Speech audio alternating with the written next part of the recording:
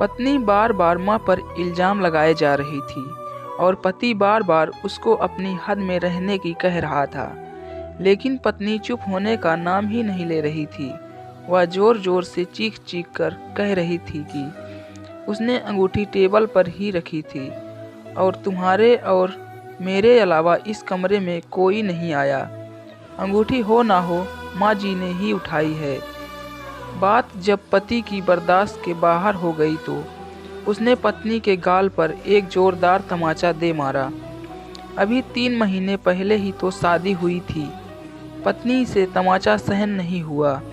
वह घर छोड़कर जाने लगी और जाते जाते पति से एक सवाल पूछा कि तुमको अपनी माँ पर इतना विश्वास क्यों है।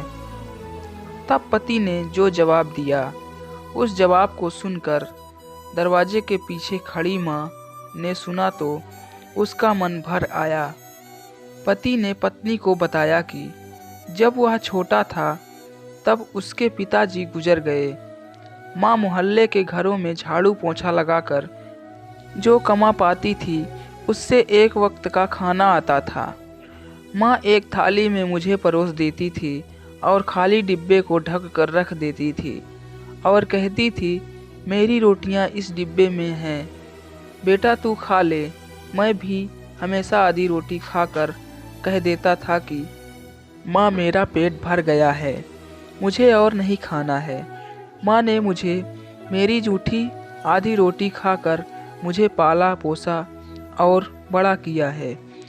आज मैं 2 रोटी कमाने लायक हो गया हूँ, लेकिन यह कैसे भूल सकता हूँ कि माँ ने उम्र के उस पड़ाव पर अपनी इच्छाओं को मारा है। वह माँ आज उम्र के इस पड़ाव पर किसी अंगूठी की भूखी होगी, यह मैं सोच भी नहीं सकता। तुम तो 3 महीने से मेरे साथ हो। मैंने तो माँ की तपस्या को पिछले 25 वर्षों से देखा है। यह सुनकर माँ की आंखों से आंसू छलक उठे। वह समझ नहीं पा रही थी कि बेटा उसकी आधी रोटी का कर्ज चुका रहा है या वह बेटे की आधी रोटी का कर्ज।